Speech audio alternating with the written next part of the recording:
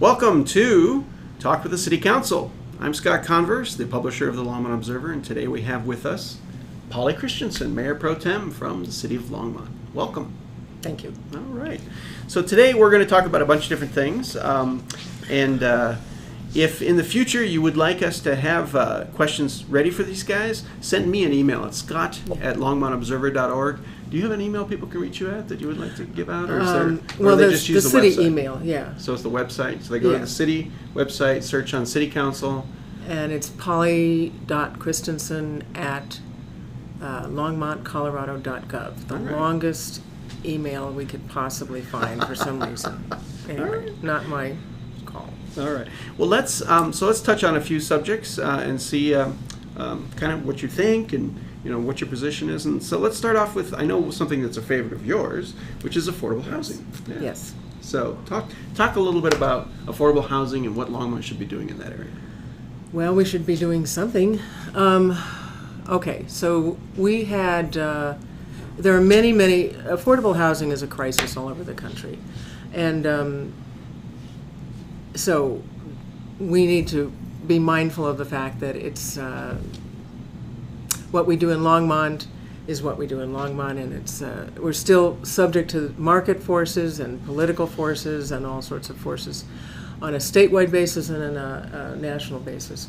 But we can nevertheless make some progress here. We did have an inclusionary housing law, which means, it's a confusing term, but it really means that developers must provide a certain a certain percentage of their housing must be affordable to a certain percentage of income as defined by HUD, and that in itself has problems. But they either had to provide the actual housing or they had to provide cash in lieu or payment in lieu. For instance, if they owned land and they wanted to surrender that, they could do that. If they owned buildings and they wanted to donate them to the city, they could do that. That is, in fact, most developers chose not to take us up on developing affordable housing, although some did with some wonderful results, like out at Blue Quail. So that all of these supported the affordable housing that the Longmont Housing Authority currently manages came from the payment in lieu process.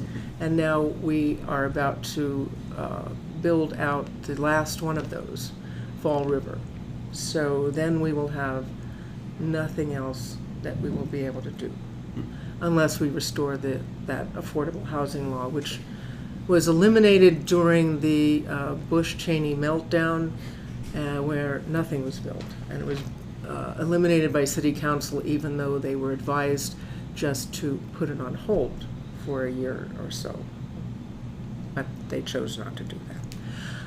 So now we have lost 8 years of affordable housing, and that's really tragic. Everybody needs a roof over their head. Not everybody needs to own a home, but people are best off by far if they have a home, if they own their own home, because they're not ever subject to eviction. They're not subject to somebody telling them how to do things. They're not subject to constant rent raises. So it is best for most Americans to be able to own a home if they can afford to do that. And that's classically been the way that people moved into the middle class and above, by buying a home, working on it, and either living there and or else selling that and making a little more money and then moving up to something else. We've lost 10% of home ownership in the last decade because of the Bush-Cheney meltdown, which started in 2006, actually, with the different shenanigans with the mortgage industry and all of that. And when we lose that home ownership, those people fall immediately into a very precarious state, because they're always subject to getting to their rent being to rent, and to their major expense being subject to somebody else's whims. So what we need to do is approach it from many different ways. We need to restore the inclusionary housing. We need to think of different models of housing. For instance, there used to be a lot more duplexes, quadplexes, bungalow things. We also could increase height density in certain areas of the city where it really doesn't impact our view or change the neighborhood. You guys are looking at something along those lines in the new zoning regulations that are coming out here shortly. Yeah, to increasing something, but not increasing the height in traditional residential areas because they're already, I mean, everybody has houses the same size. And if you stick some high-rise into that, it increases the number of the amount of traffic, the amount of noise. It just imbalances the neighborhood. But it's possible along corridors that are sort of commercially geared or otherwise already have some of that denser, taller, denser housing to put some of that in. But that also has to be affordable. If you're just going to fill it up with $2,000 a month apartments, that's not going to help anything. Right. It's actually going to make things worse. There are also things at the lower end of the scale that could be made more hardy and improved. There's a proposal, there is a system over in Boulder where the city buys up old trailer parks and runs them, and people are able to buy their home, buy the land that they live on, and then they actually have a permanent home. And the city runs the utilities and. Is that something we could do here, do you think? Yes, we could if we had the political will. There's no reason that many very high-end homes are being created modularly. In other words, at a factory off-site and then shipped in. Now, it's not like the old teardrop trailers of the 50s. Right. You know? These are really nice homes, and you can create all sorts of very, very hardy, safe, decent housing that's modest, but it's safe, and that people can own it, that is smaller. We have, over time, gradually upped the size of housing so that it's a minimum, I believe, now of 850 square feet. You can't build anything smaller than that. Mm. Well, all of Old Town, where I live, it was Old Town West Side.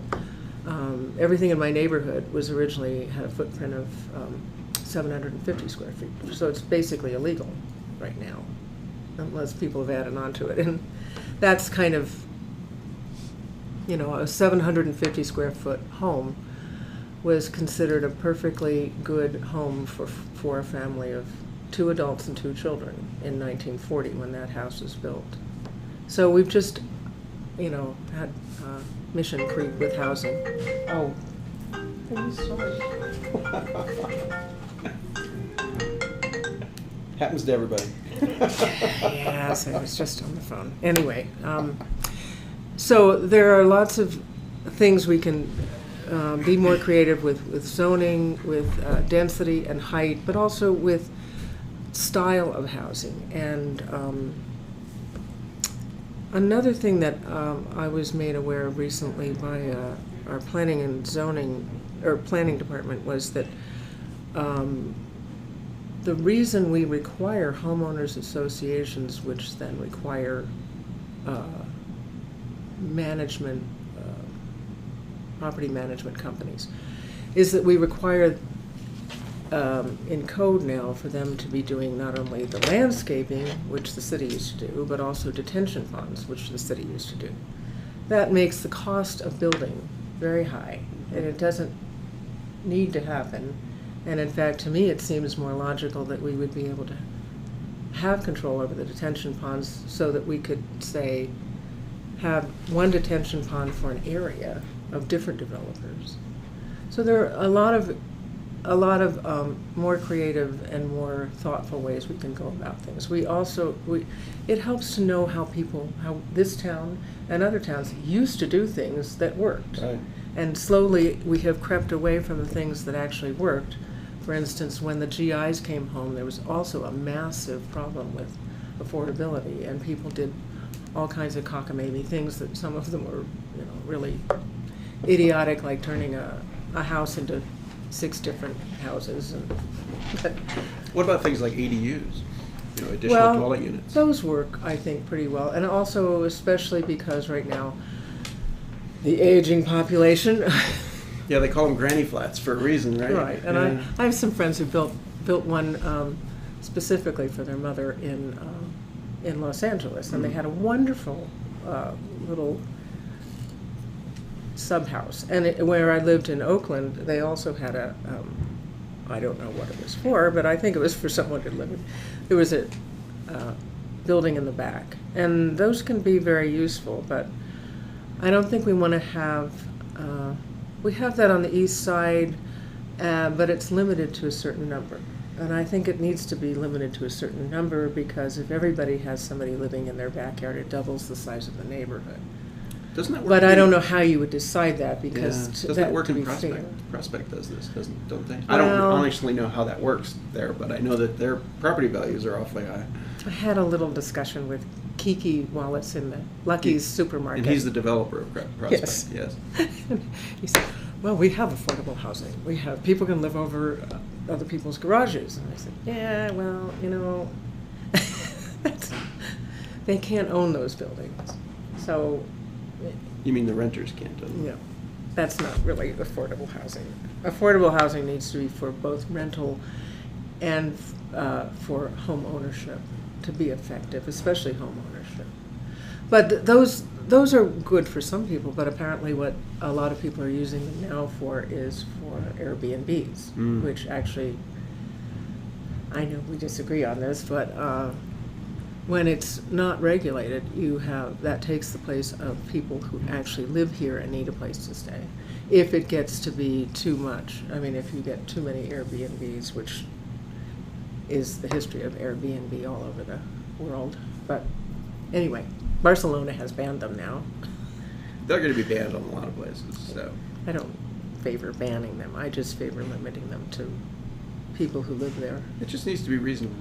That's all, like anything else. Yeah, make reasonable laws. Simple stuff. Yeah. So let's talk a little bit about DACA and immigration issues. Okay. So you have some distinct opinions on that. Tell me what those are.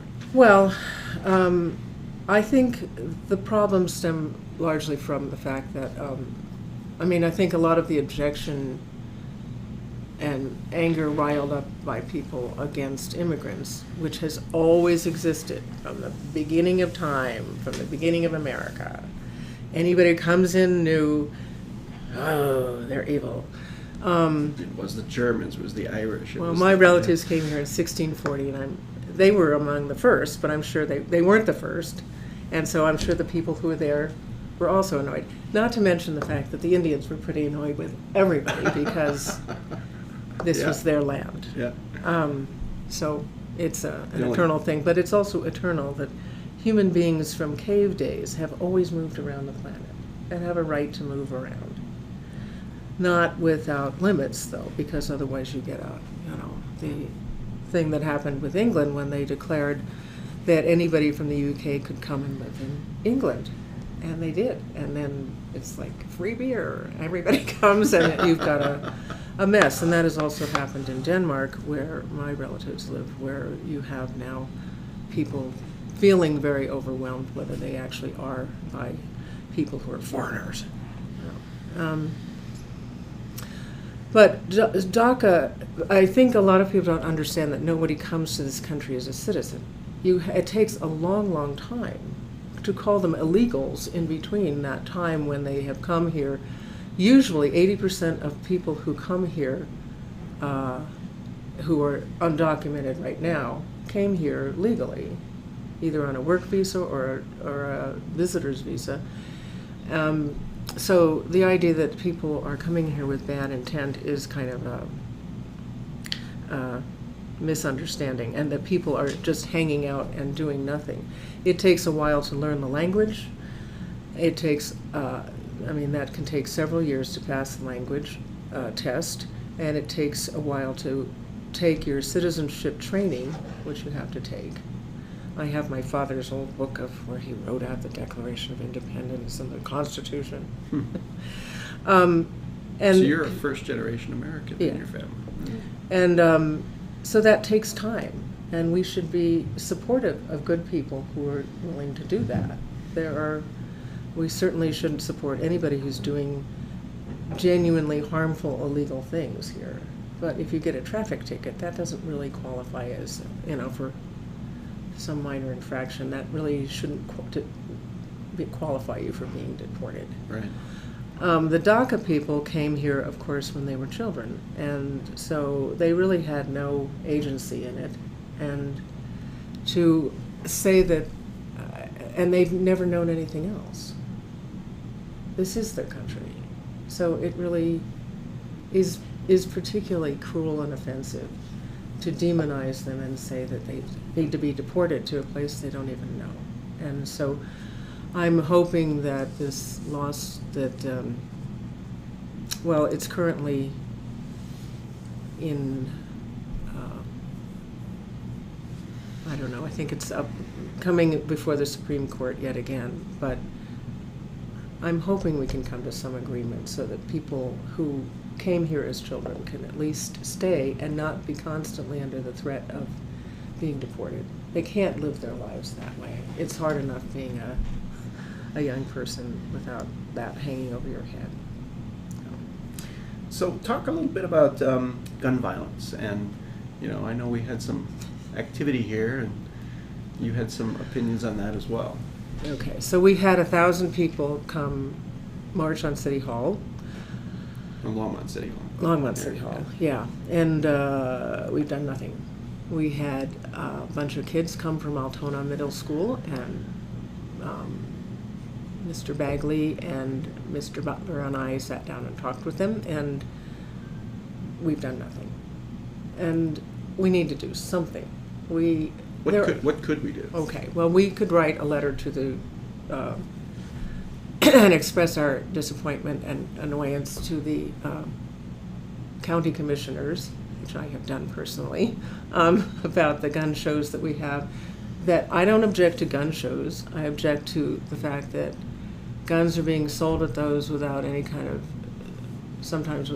of background checks, sometimes without any kind of clearance at all, and that just exacerbates it. Every week in our local paper, we get gun ads for semi-automatics. One note: that's not our paper. That's a different paper. Yes. The other paper. Yes, because you don't have that. We don't have a paper advertising model, but they have too. With names like the Savage, the Terminator. My dad had guns. He taught me to shoot when I was 4 years old, which he seemed to think was the age of consent for being a sensible adult. So I'm not afraid of guns, and I grew up around guns, and I think that no hunter uses a semi-automatic. It's obscene. You don't use a semi-automatic if you're a hunter. So there is no need for anybody but soldiers and possibly police to have a semi-automatic or an automatic. And in fact, it makes the police more likely to shoot people because they have no idea what kind of gun somebody might have or if somebody has a gun. And that's appalling. When I grew up, very few people had guns. And it was considered sort of, if you had a gun, you were kind of a thug, unless you used it for hunting. And very common though in America, and it's really very much part of our culture now. Yeah, it is, especially in rural places where you need a gun. Mm-hmm. If you're a farmer, or if you live, 50 miles from the police, you need a gun. So I would never advocate getting rid of all guns, although that's exactly what Australia did in 1960s, late 1960s. And that's what many other countries in the world do. They only allow very few exceptions for people to own guns, and they also license the bullets. So at the end of the year in Australia, you have to account for every bullet that you shot. which is an amusing idea. But it's the semi-automatics that are causing the most problems, because that is what I'm most concerned about: mass shootings which are accomplished by semi-automatics. And that's what affects our schools. That's what affected Las Vegas. That's what affected the Arvada theater shooting. Aurora. Yeah. Sorry, Arvada. The A The A towns. Because you can kill a whole lot of people in a very short amount of time. People have no business having some kind of weapon like that.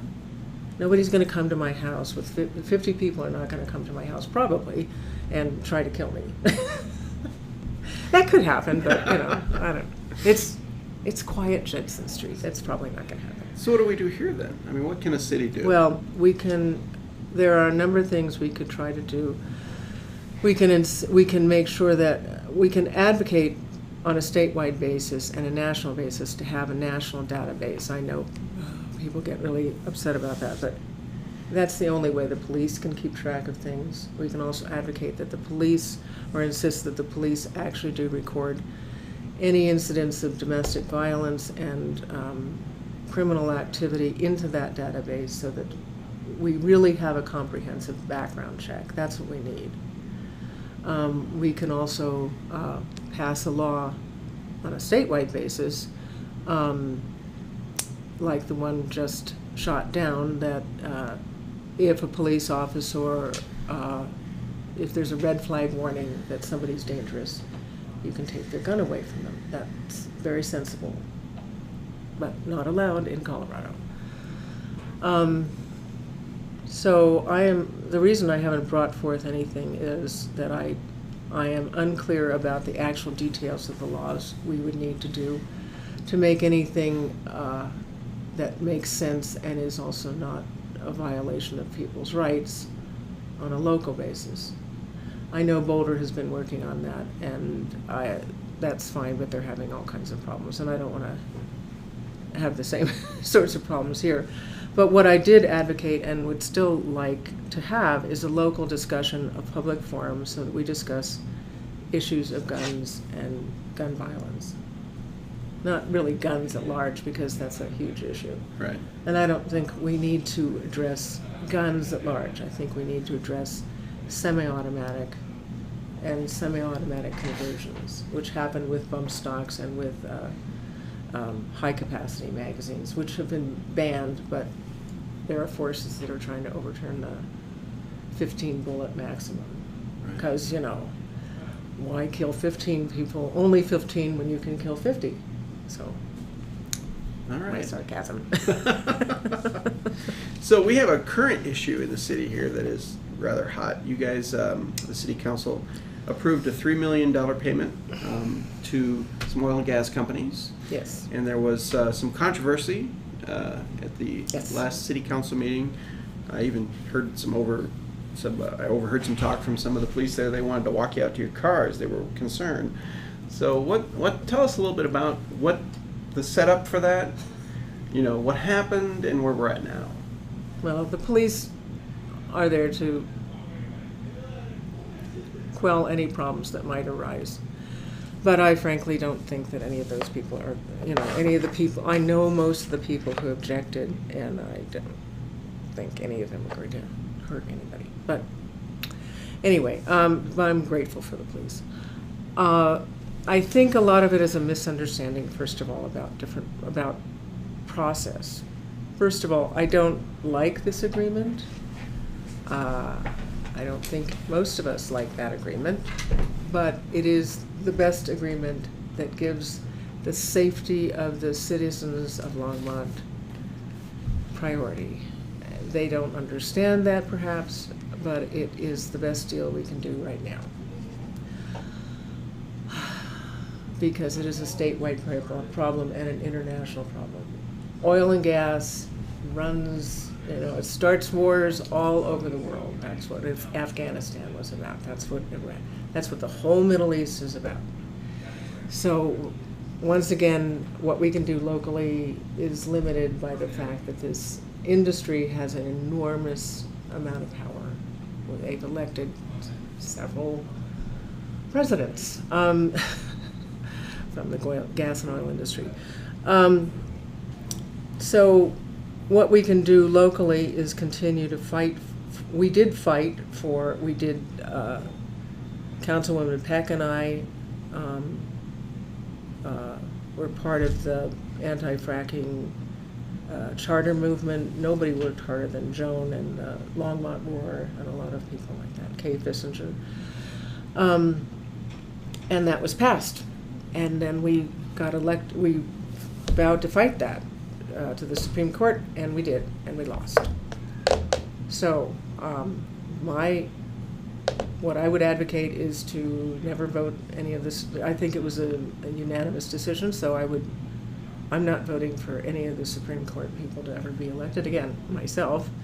And what Councilwoman Peck and Martin and I have done is gone down and testify for various bills that Matt Jones and Mike Foote have put forth to limit the influence of the gas and oil industry and make it more sensible. And those are always sent because of the control, political control of, as it stands right now, these laws are sent to the Kill Committee, which is controlled by some incredibly rude and condescending people. And we're treated like dogs when we go down there, but we go anyway. And we can just keep trying to elect a better state legislature.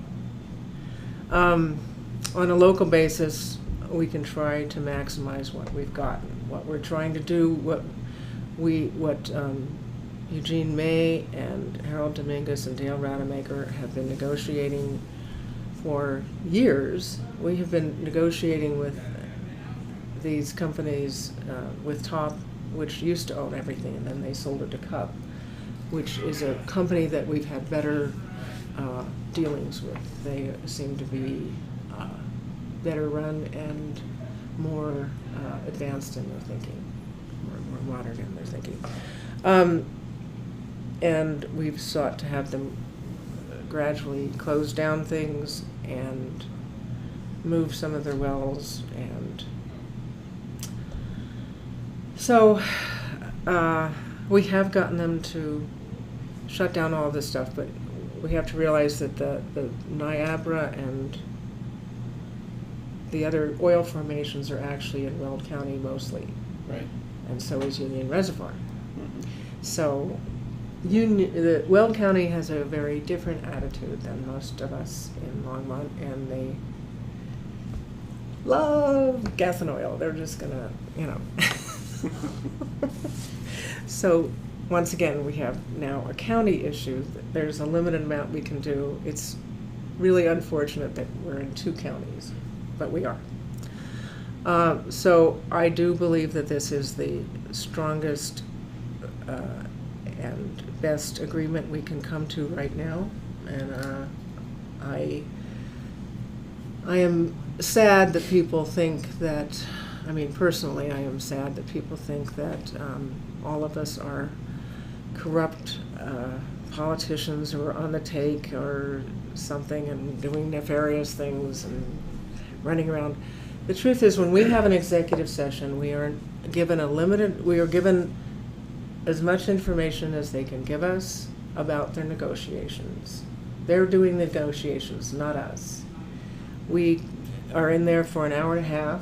We are not allowed to take notes. We're not allowed to speak about anything, and that's because it's a legal issue and it concerns negotiations. And it will, any sensible adult understands what that means. You can't have anything leak out because negotiations they're just very delicate and or brutal, depending upon your viewpoint.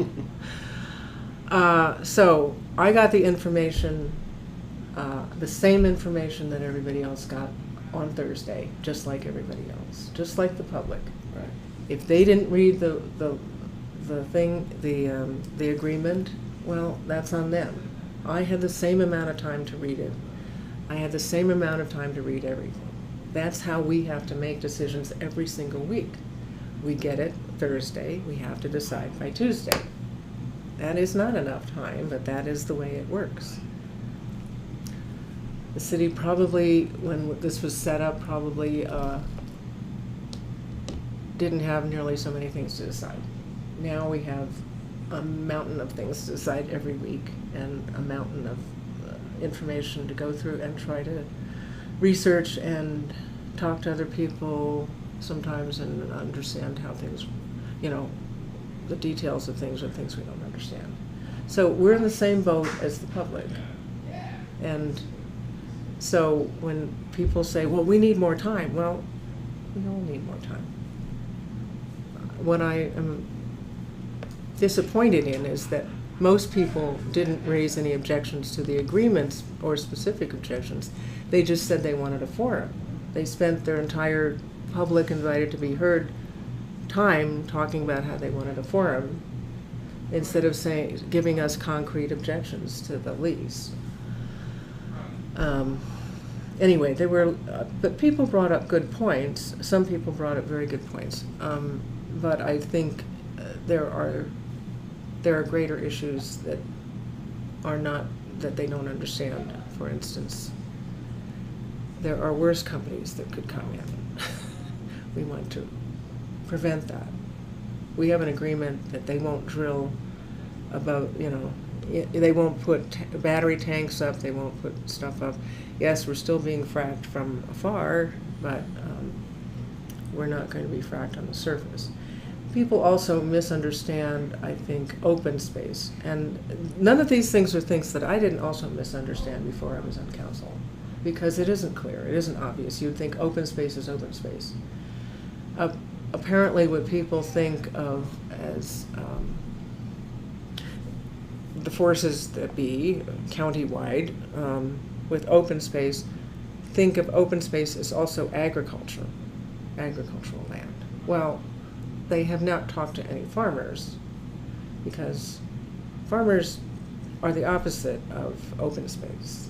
They don't really want a bunch of deer and bunnies running across their fields and eating stuff, and they don't want people walking through their fields either. So it's either one or the other, and yet we are pushing all the agriculture out of the city and pushing it out to the edges of open space. We purchased a lot of the property around Union Reservoir because it's traditional agricultural land and we want it to stay agricultural land. But we also don't make it possible for people to actually do agriculture very well on that land, because they need to have places for people who work the land to live, and they need to have places for the machines that work there to live, to be out of the rain, and they need places for all the stuff that it takes to do agriculture to be housed, like barns, and we don't allow that to be built on agriculture, on open space. So open space is currently not what I would call open space. Some of it is, some of it isn't, some of it's agricultural land. A lot of why we bought that land was for agricultural land, to continue to be agricultural land. Right. It's almost like the Nature Conservancy, which does that too. And so before it was open space, all this land was, the mineral rights were purchased. As the Supreme Court, the Colorado Supreme Court stands now, and the state legislature stands right now, we can't do anything about that. We have to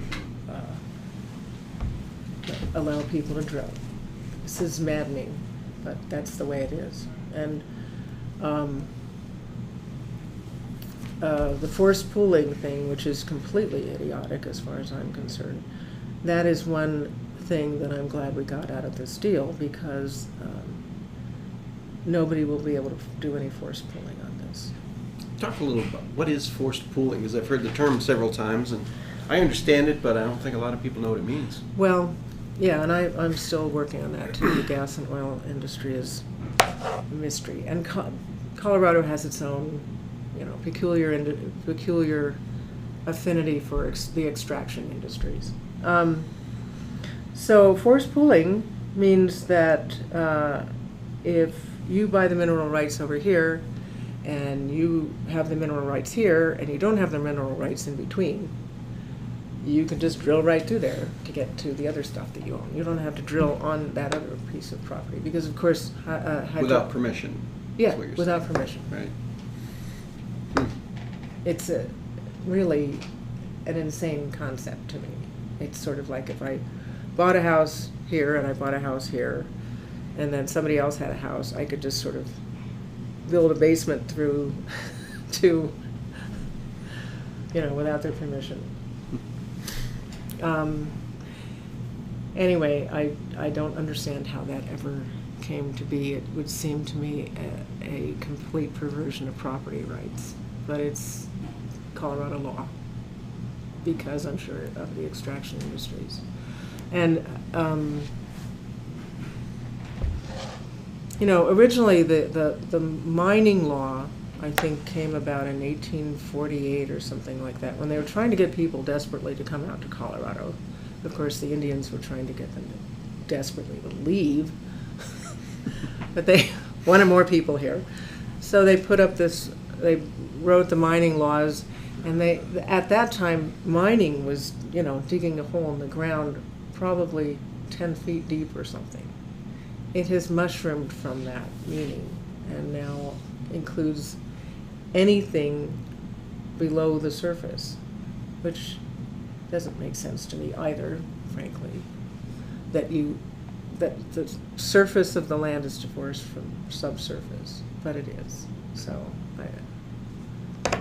there's it's kind of being called a public forum this coming Tuesday instead of a city council meeting. Instead of a discussion of affordable housing and trying to vote on the things that we've been trying to vote on since November. So what is this thing that's going on Tuesday? Well, are you guys going to be there? Is this a city? I've heard that it's well, city I think folks. we better be there. We don't have to be there, apparently, which seems ludicrous to me because really if we don't show up, people are just going to say, yeah, they're running. I don't know. So you for sure are going to be there. I'm going to be there because I want to know what people have to say. But I hope they will use this at length to discuss actual issues they object to about this. But I hope people will also really understand that on a citywide basis and a countywide basis, there's very little we can do. People do this to the county commissioners too, and likewise, they can't do anything because of statewide law. This is what we can do, this agreement, and that's, I think, the best that we can do. So there'll be a discussion, there'll be a presentation once again of what we presented on Tuesday night, because this will presumably be more people. And there'll be open questions, and the guys who negotiated, Eugene May, our city attorney, Harold Dominguez, our city manager, and Dale Rademacher, our director of public works, will be there to answer questions. And those will be the three primary people that are being questioned, I guess is the word for it. And I hope people will, I honestly don't think it will actually ease anybody's mind, because really what all of us want is no more oil, no more hydraulic fracturing within the city limits of Longmont. That's what we want. But the Supreme Court is telling us we can't have that. The Colorado Supreme Court. Colorado Supreme Court. Right. Yes. The reason we couldn't, after this failed, I said to Dan Kramer, who was the city attorney, assistant city attorney, I believe is his title, who fought this along with Phil Barber, an independent attorney. Well, we'll just take it to the Supreme Court.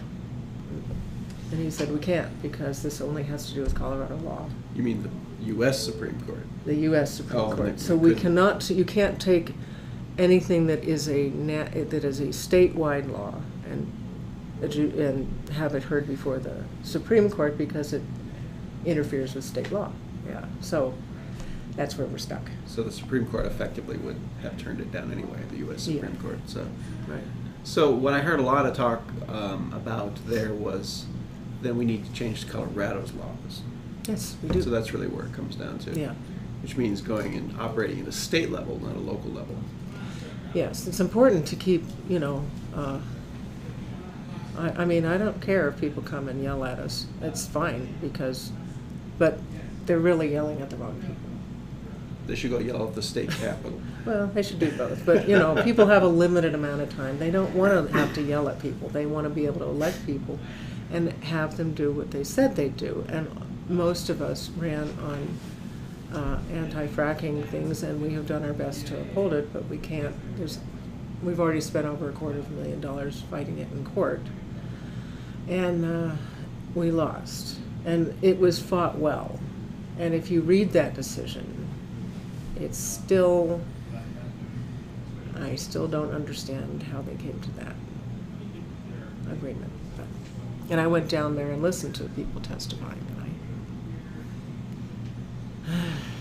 oh well. So, yeah, we need to change the state law. All right.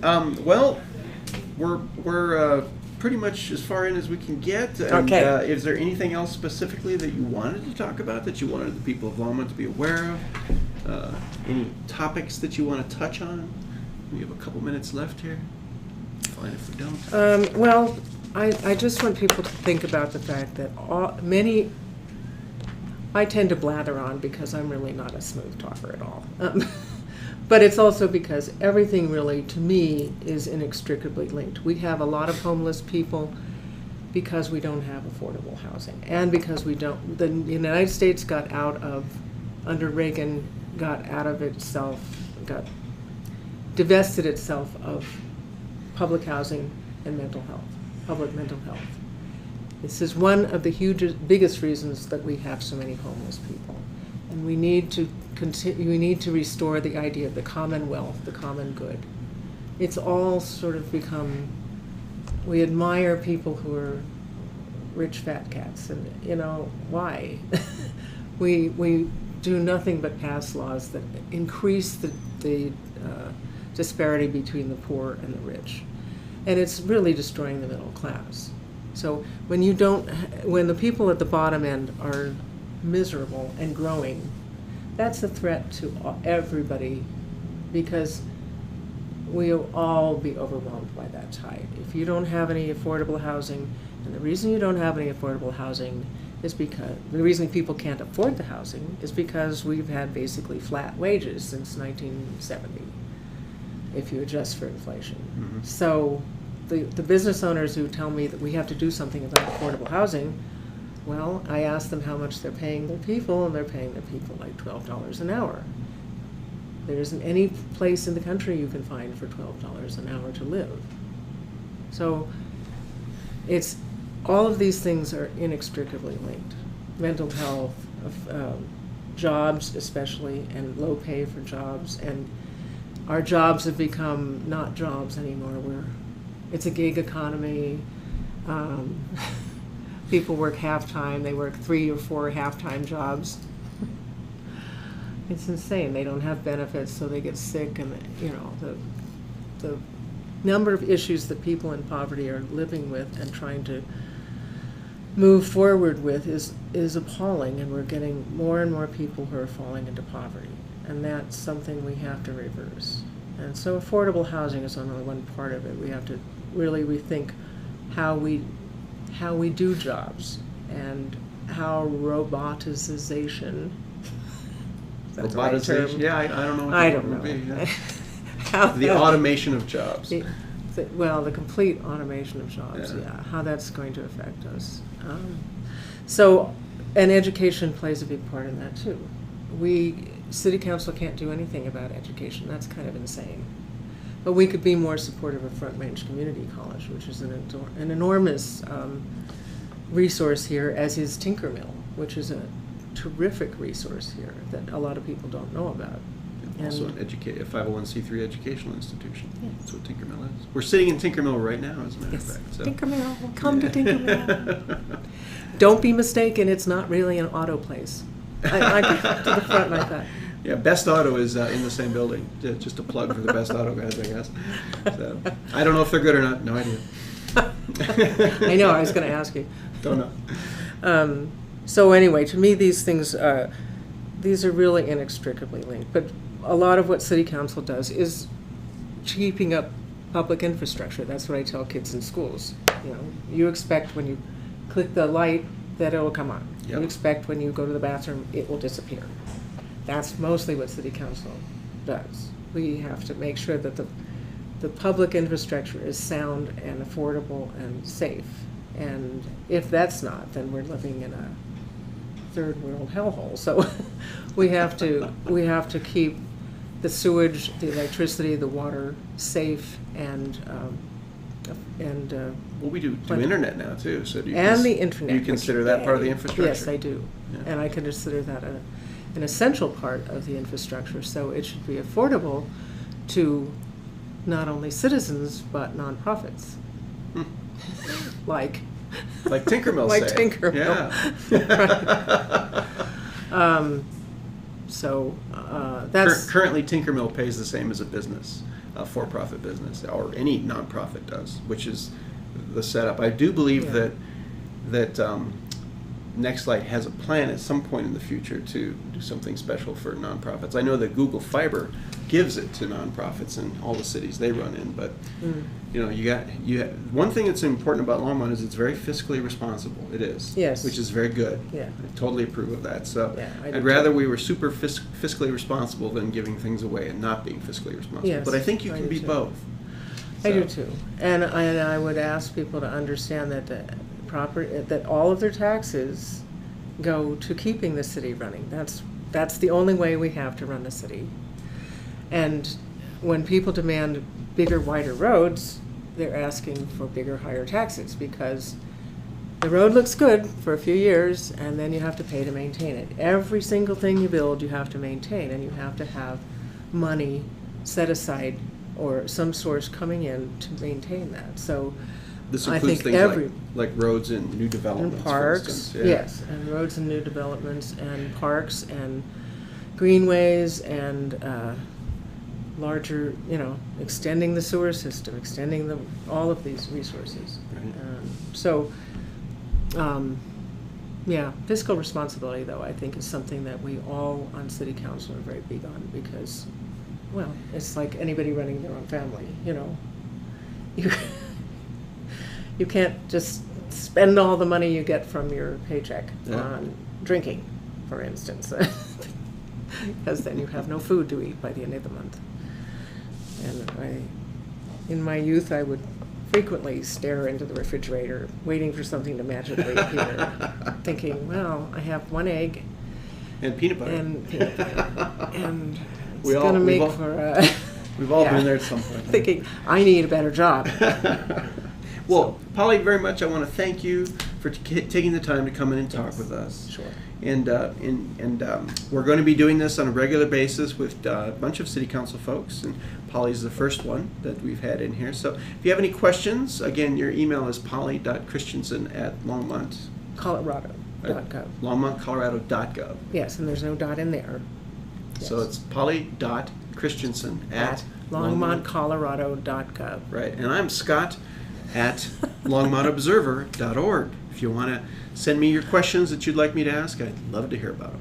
Thanks so much for watching and or listening. This is the Longmont Observer.